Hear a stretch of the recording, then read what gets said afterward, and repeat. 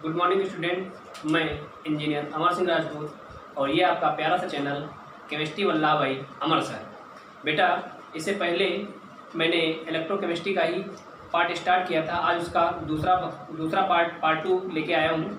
तो आज बात करते हैं बेटा कि मैंने इससे पहले वाले में बात किया था जो तुम्हारे चालक यानी कि बिलियन के चालकत्व की, बिलियन के वैद्युत अपघटनी बिलियनों के चालकत्व की। आज हम धात्विक चालकत्व की बात करेंगे। धात्विक चालकत्व या इलेक्ट्रॉनिक चालकत्व की निर्भरता देखेंगे। क्या बेटा? धात्विक चालकत्व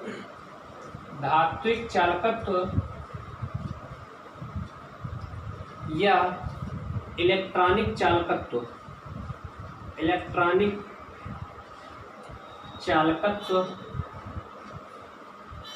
की निर्भरता। धात्विक चालकत्व या इलेक्ट्रॉनिक चालकत्व की निर्भरता। बेटा देखो, धात्विक चालकत्व आप फिजिक्स भी पढ़ते रहे हो, ठीक है। फिजिक्स में काफ़ी ज़्यादा मिलता है धात्विक चालकत्व के बारे में, और बिलियन का जो भी है तो यहाँ इंटर में अब की बार पढ़ाया ही जा रहा है। बिलियन चैप्टर पढ़ाया गया, उसके बाद बिलियन में इलेक्ट्रॉनों का मूवमेंट पढ़ाया जाएगा, ठीक है बेटा। तो देखो बेटा, धात्विक चालकत्व किस पर निर्भर करता है? ये धात्विक चालकत्व या इलेक्ट्रॉनिक चालकत्व की निर्भरता, यानी धात्विक चालकत्व या इलेक्ट्रॉनिक चालकत्व की निर्भरता। पहली बात यह है कि धातु की प्रकृति किस पर निर्भर करता है? धातु की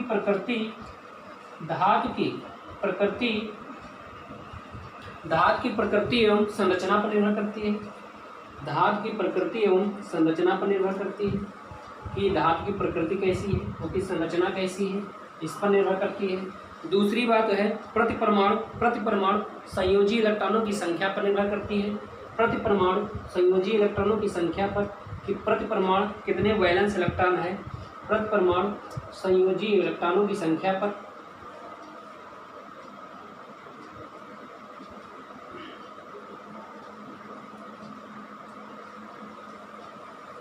प्रति परमाणु संयोजी इलेक्ट्रॉनों की संख्या पर निर्भर करती है। तीसरा है कि ताप पर। तीसरा है ताप पर। बेटा, जो आयनिक विलयन हम पढ़े थे, विलयन की चालकता पढ़े थे, यानी जो वैद्युत अपघटनी विलयन की चालकता में क्या था, ताप बढ़ाने से उनकी चालकता बढ़ती थी। लेकिन जो धात्विक चालक होते हैं इनका ताप बढ़ाओगे, ताप बढ़ाने पर चालकता घटती है।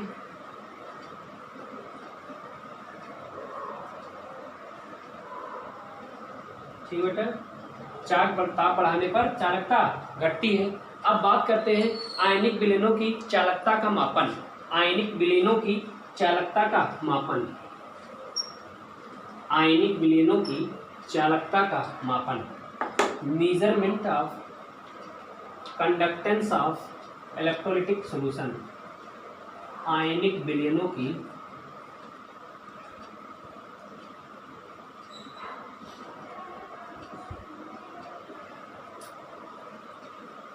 चालकता का मापन। Measurement of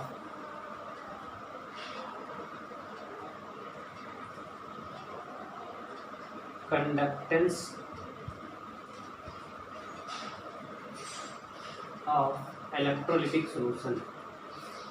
electrolytic solution. Measurement of conductance of electrolytic solution. आयनिक विलयनों की चालकता का मापन। देखो बेटा, आयनिक विलयनों की चालकता को मापने के लिए दो समस्याएं आती हैं। पहला है डीसी करंट। आयनिक विलयनों की चालकता को मापने के लिए कितनी समस्याएं आती हैं? 2। मैं समस्याएं और समाधान दोनों डिस्कस कर रहा हूँ, फिर अभी बताऊँ कैसे मापन किया जाता है। 2 समस्याएं आती हैं। पहली है कि डीसी करंट फ्लो कर रहे हैं। डीसी करंट अगर फ्लो कर रहे हैं तो उससे होता है ये कि अधिक समय तक डीसी करंट फ्लो करने से, प्रवाहित करने से अधिक समय तक डीसी करंट प्रवाहित करने से वैद्युत रासायनिक अभिक्रियाओं के कारण विलयन का संगठन बदल जाता है। पहला है डीसी करंट, यानी डीसी करंट में क्या होता है बेटा, अधिक समय तक डीसी करंट प्रवाहित करने से रासायनिक अभिक्रियाओं के कारण विलयन का संगठन बदल जाता है।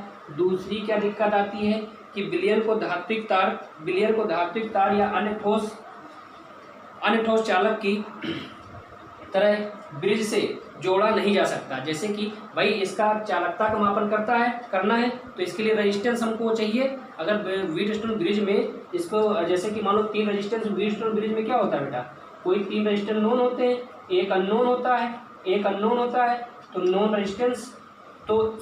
रेजिस्टेंस की प्रेजेंस की उपस्थिति से अननोन रेजिस्टेंस को फाइंड किया जाता है।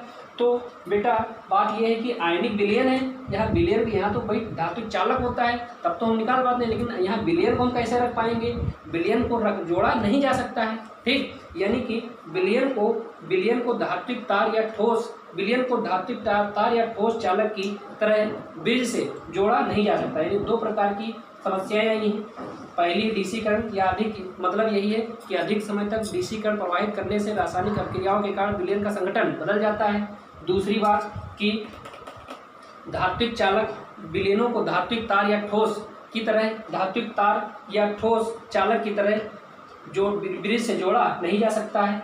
ठीक, अब बेटा इनका समाधान कैसा है, इनको समाधान कैसे मिलेगा, यानी इन समस्याओं का समाधान, यानी डीसी करंट की जगह एसी करंट का उपयोग किया जाता है। यानी प्रत्यावर्ती धारा का, यानी कि दिष्ट धारा के स्थान पर प्रत्यावर्ती धारा का उपयोग किया जाता है।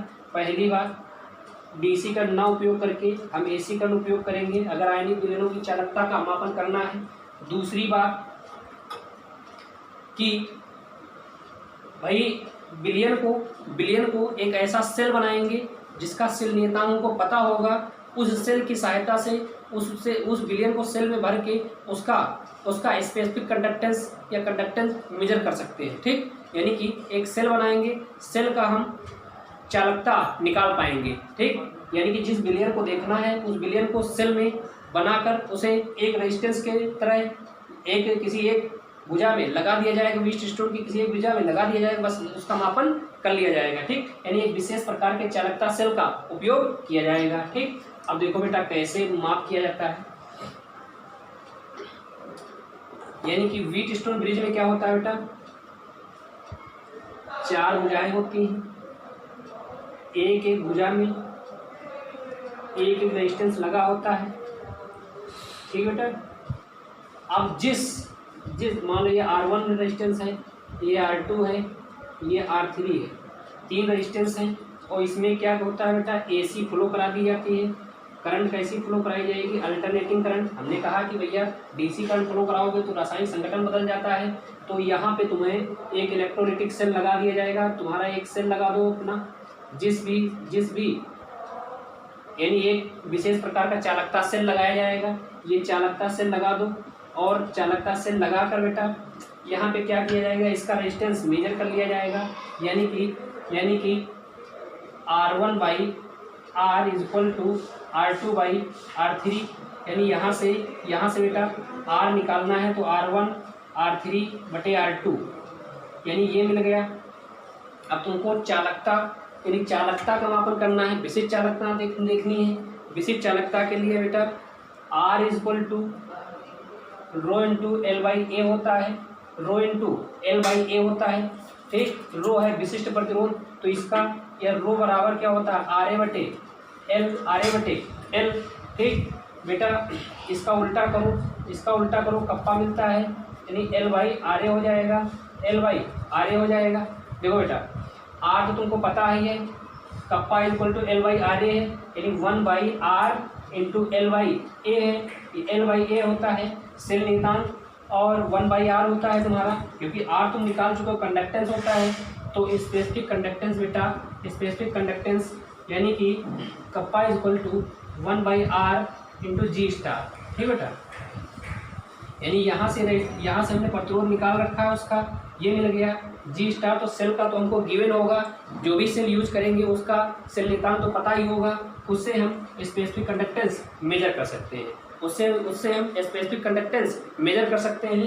तो ये तरीका हो गया आयनिक विलयनों की चालकता के मापन का, कि आयनिक विलयन है अगर उनकी चालकता का मापन करना है तब कैसे करेंगे, तो उसका ये बेटा एक तरीका हो गया। यानी व्हीटस्टोन सेतु की सहायता से हम क्या करते हैं, प्रतिरोध ज्ञात करके सेल नियतांक तो पता ही होता है, व्हीटस्टोन सेतु की सहायता प्रतिरोध ज्ञात करते हैं, सेल नियतांक पता ही होता है, वहाँ से विशिष्ट चालकता मिल जाती है। ठीक बेटे, अब एक नोट है, नोट क्या है कि चालकता विलयन की सांद्रता के साथ परिवर्तित होती है, किंतु धातुओं में यह निश्चित रहती है।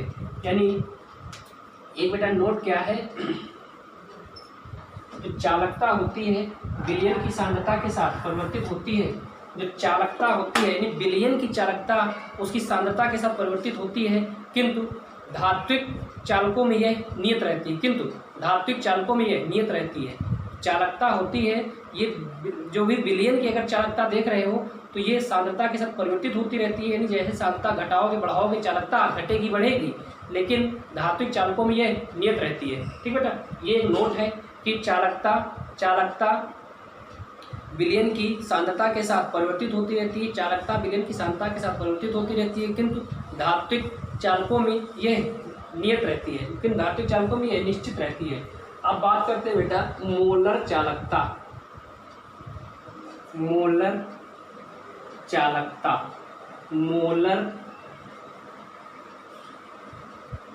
कंडक्टिविटी,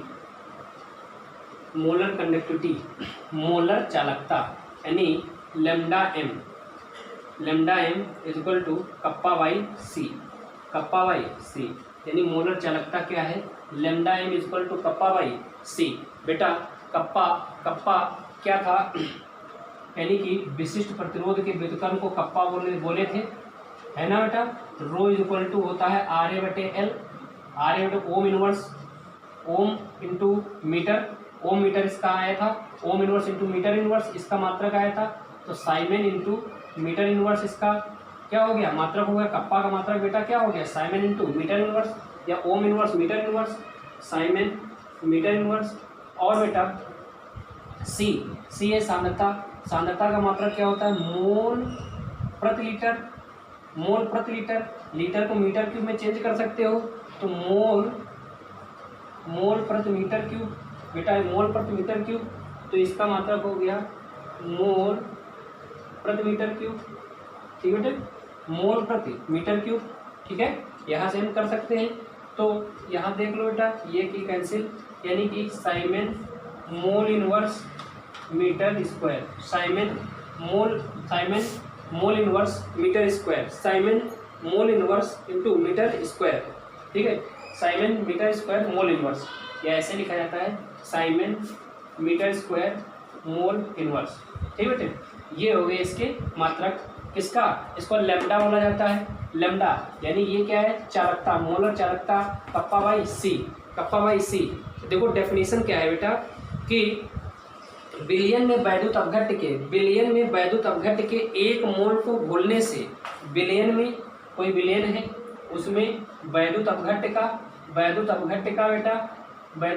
का एक मोल घोलने से उत्पन्न आयनों की, विलयन में वैद्युत अपघट्य के एक मोल को घोलने से उत्पन्न सभी आयनों की चालन शक्ति को मोलर चालकता कहा जाता है। किसी विलयन में वैद्युत अपघट्य के एक मोल को घोलने से उत्पन्न आयनों की चालन शक्ति को, उत्पन्न हुए सभी आयनों की चालन शक्ति को मोलर चालकता कहा जाता है। उत्पन्न हुए सभी आयनों की चालन शक्ति को बेटा मोलर चालकता कहा जाता है। यानी मोलर चालकता मैंने ओरिजिन सब कुछ बता ही दिया कैसे क्या हुआ। ठीक है, देखो बेटा विलयन में वैद्युत अपघट्य के एक मोल को घोलने से उत्पन्न हुए सभी आयनों की चालन शक्ति को मोलर चालकता कहा जाता है। इसका मात्रक होता है siemens metre square into mole inverse, मात्रक होता है siemens metre square into mole inverse. और बेटा इसको थोड़ा और सही किया जाता है क्योंकि ये क्या होता है सांद्रता, सी क्या है सांद्रता, ये क्या होती है मोल प्रति लीटर। इसी को और सही करना है। देखो बेटा 1 लीटर यानी 1000 लीटर, जब 1000 लीटर लेते हैं तो उसका वॉल्यूम होता है 1 मीटर क्यूब। 1000 लीटर का ध्यान से देखिएगा बेटा मैथमेटिक्स है, यानी 1000 litre is equal to 1 metre cube, या 1 litre is equal to 10⁻³ metre cube, ऐसा होगा है ना बेटा।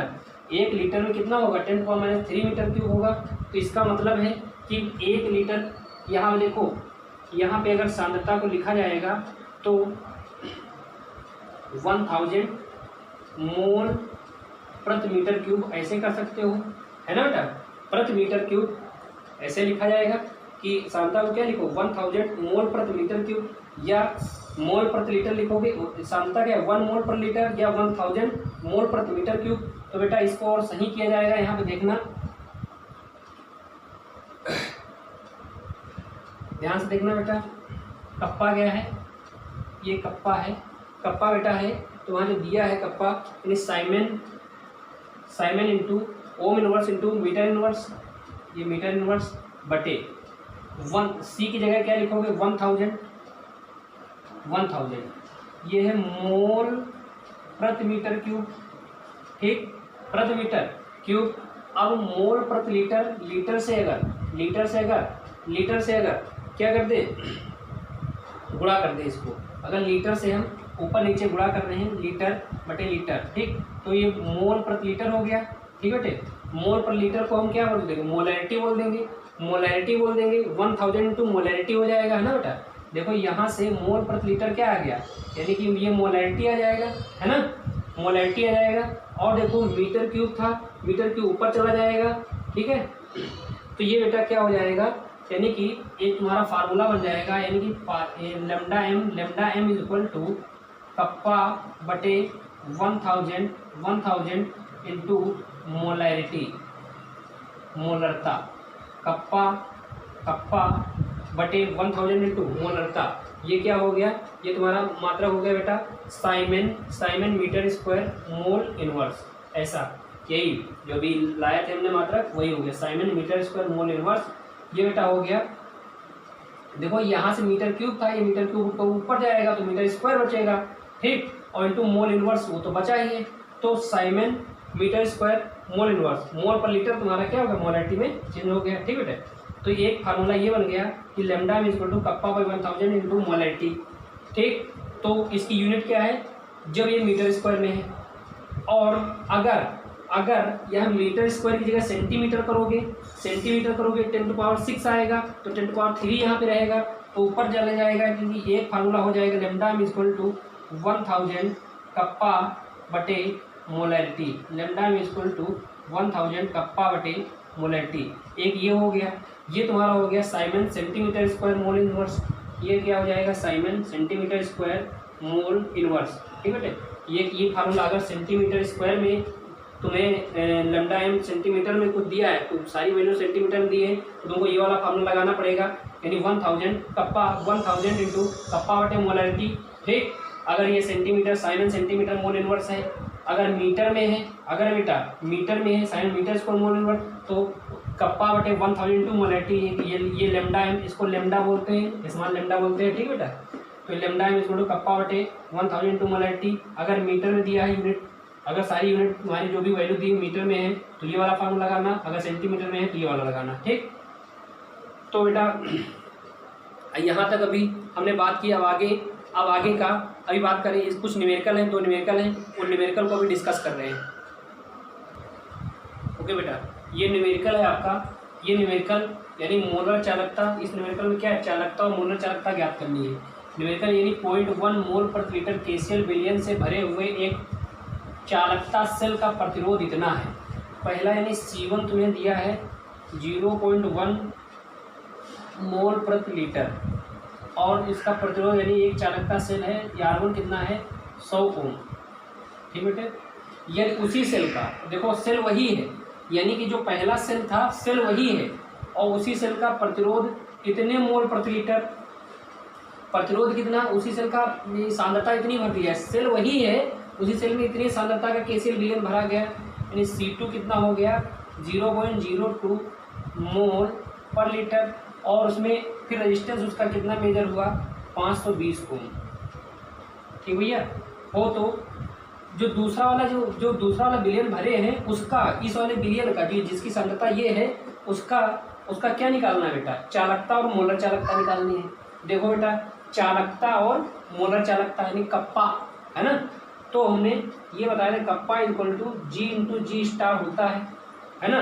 अगर यानी दूसरे वाले सेल का बताना है, दूसरे वाले सेल के लिए हम ये लिख दिए, ठीक, G2 कर दिए, तो G2 क्या हो गया 1/R2 हो जाएगा, G स्टार बाई R2 हो जाएगा। देखते रहना भैया कैसे क्या करना है, पहले थीम देखो, यानी कप्पा 2 निकालना है, दूसरे वाले जो दूसरा वाला ये है C2 यानी कप्पा 2 तुमको फाइंड करना है, और इसकी दूसरे वाले विलयन की मोलर चालकता भी फाइंड करनी है। ठीक, ये चीज़ फाइंड करनी है। ठीक है बेटा, ये चीज़ फाइंड करनी है।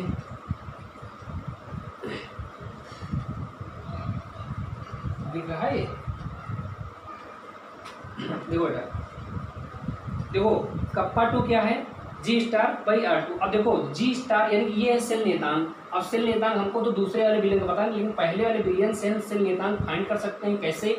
देखो बेटा, पहले वाले विलयन के लिए यानी kappa 1 is equal to G1 into G star. क्यों बेटा, ये निकालें, यहाँ से G स्टार निकाल देंगे। G स्टार क्या होगा, कप्पा 1 बटे G1 है ना, और G1 क्या हो गया, 1/R1 होता है, तो कप्पा 1 इंटू R1 हो जाएगा। तो G स्टार मिल गया, कप्पा 1 इंटू R1 यानी G स्टार मिला। ठीक भैया, तो कप्पा 1 कितना है, कप्पा 1 देखो बेटा, पहले वाले ये देखो यहाँ दे रखा है कि 0.1 KCl विलयन की चालकता इतनी है, ये कप्पा ये दे रखा है, दूसरी चालकता ये दे रखी है बेटा। यानी कप्पा 1 जो तुम्हें जो ये वाला विलयन था, इसकी कप्पा 1 क्या है 1.29 साइमन मीटर इनवर्स ये दे रखी है, और यही वैल्यू यहाँ पे रखो 1.29 इंटू R1 कितना दे रखा है 100, R1 कितना दे रखा है 100। ये बेटा G स्टार में सेल नेतांक यहाँ से मिल गया, सेल नेतांक मिल गया 129 129। सेल नेतांक कितना मिला 129 129 हमारा क्या मिला सेल नेतांक, यानी ये मीटर इनवर्स आ गया। ठीक बेटा, अब यही सेल नेतांक यहाँ पे रखो, यहाँ पे रख दो 129 डिवाइड बाई R2 कितना है 520, R2 कितना है 520। तो कप्पा टू बेटा ये कैलकुलेट होके इसको कैलकुलेट करोगे तो 0.248 साइमन इंटू मीटर इनवर्स आ जाएगा। 7 इंटू मीटर इनवर्स यानी कप्पा 2 तुम्हारा दूसरा जो पूछा गया है, ये वाला पार्ट चालकता तुम्हें पूछेगी, चालकता तुमने बता दी। अब क्या है, मोलर चालकता निकालनी है। तो मोलर चालकता के लिए देखो बेटा, ये सब मीटर में है। जब मीटर में होता है तो हमने कहा था, अभी इससे पहले बताया था, जब मीटर में आए तो कप्पा बटे 1000 इंटू मोलैरिटी रखते हैं। मोलैरिटी ये फार्मूला है।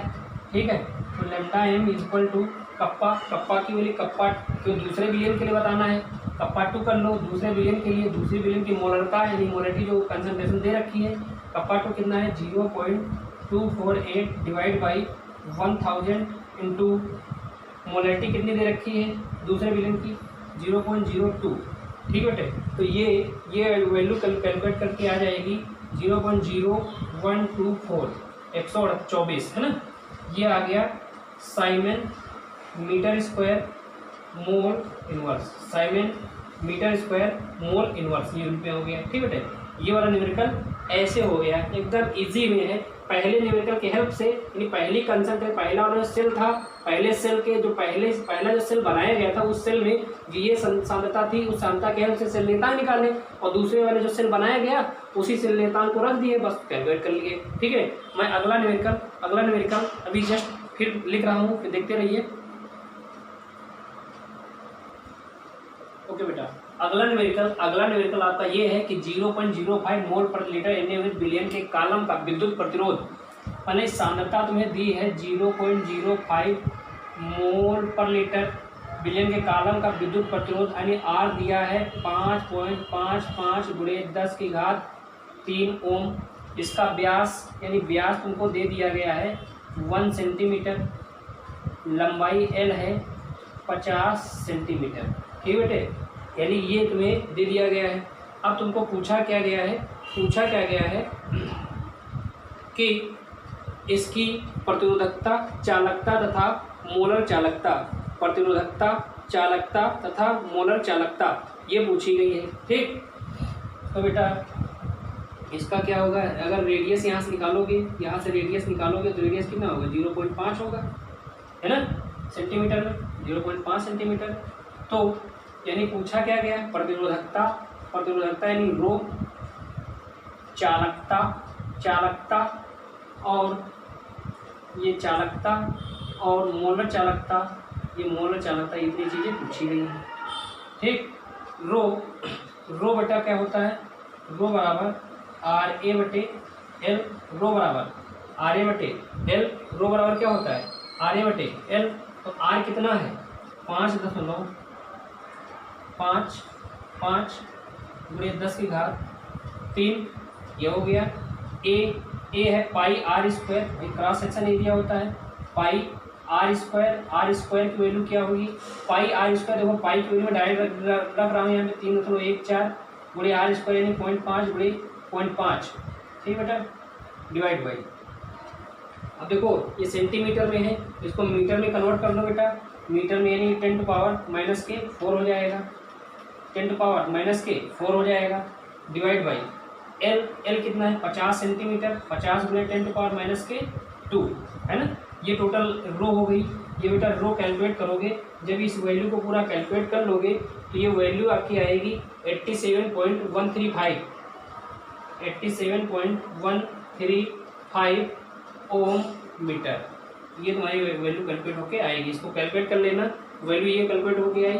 तो कप्पा क्या होता है, अब देखो दूसरा पार्ट, फर्स्ट पार्ट ये कैलकुलेट हो गया, सेकंड पार्ट कप्पा है, तो कप्पा इज इक्वल टू होता है, कप्पा इज इक्वल टू 1/रो होता है, तो 1 कितना हो गया 87.135, ये क्या हो गया कप्पा हो गया बेटा, कप्पा क्या है 1/87.135, तो इसकी वैल्यू आई 0.1148, 0.1148, कप्पा की वैल्यू आ जाएगी 0.1148, यानी ये है साइमन सेंटीमीटर इनवर्स, ठीक बेटे।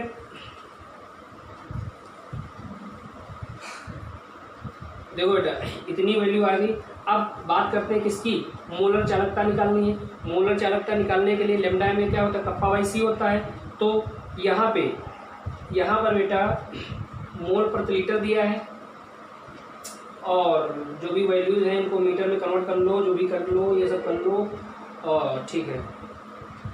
इसको एक बार देखना भैया, इसकी वैल्यू कितनी आएगी, कितनी आएगी ना कैलकुलेट करके 11 हाँ ठीक है। तो यहाँ पे ओम इनवर्स मीटर इनवर्स होगा, मीटर इनवर्स कर लो, ठीक। अब देखो बेटा लैम्डा एम तुमको निकालना है। लैम्डा एम होता है जब मीटर में दे दिया जाए तो kappa by 1000 into concentration C होता है, कप्पा बाई 1000 इंटू सी होता है, siemens metre square mole inverse, ये होता है लैम्डा एम। तो कप्पा की वैल्यू बेटा यही रखो, divide by 1000 into concentration C तुमको दिया ही 0.05, तो यहाँ से अगर ये वैल्यू रख के कर लोगे, यही वैल्यू यहाँ पे रख देना, और 1000 और सी की वैल्यू ये जो दी हुई है ये रखना, ठीक बेटे। तो तुम्हारी कप्पा एम जो लैम्डा एम हो जाएगी, लैम्डा एम वैल्यू आ जाएगी 229.6 Simon centimetre square mole inverse, ठीक है बेटा। ये टोटल वैल्यू कैलकुलेट होके आ जाएगी। तो ठीक है, आज यहीं तक रखते हैं, फिर अगला वीडियो कल अपलोड किया जाएगा। नेक्स्ट वीडियो में आगे कोलराउस का नियम ये सब कुछ बताया जाएगा। अगर अभी तक जिन्होंने चैनल को लाइक शेयर सब्सक्राइब नहीं किया है वो कर ले। देखो बेटा अगर न्यूमेरिकल में कोई प्रॉब्लम आई हो तो एक बार फिर से समझ लो, उसमें करना कुछ नहीं था, बस जो भी वैल्यू दी है इन वैल्यू को ही सॉल्व कर देना, इन वैल्यूज़ को ही सॉल्व कर देना है, ठीक है बेटे। और देख लेते हैं एक बार कैलकुलेट करके देख लो, सेंटीमीटर या मीटर तो कुछ भी पंगा थोड़ा बहुत हो सकता है। जो वैल्यू मैंने कैलकुलेट की है शायद मीटर में ही है, ठीक है। अभी जस्ट 1 मिनट, हाँ बेटा देख लीजिए एक बार न्यूमेरिकल को देख लीजिए, क्योंकि यहाँ पे जो वैल्यू आई है ये 87.135 ओम सेंटीमीटर, इसको अगर मीटर में कन्वर्ट करोगे तो 87.135 into 10 to power -2 ohm into metre हो जाएगा। ये क्या हो जाएगा बेटा ओम इंटू मीटर हो जाएगा, ठीक, अगर मीटर में कन्वर्ट किए तब। अब यहाँ पे देख लो ये कप्पा की वैल्यू अगर पहले हमने सेंटीमीटर में कैलकुलेट करके ये की थी, अगर इसको और ओम मीटर में अगर मीटर में रखोगे, इसे अगर यही वैल्यू यहाँ पे लेके जाओ बेटा इंटू 10 to power -2 कर लोगे, 10 to power -2 रखोगे तो ओम इंटू, तो ये वैल्यू आ जाएगी बेटा 1.148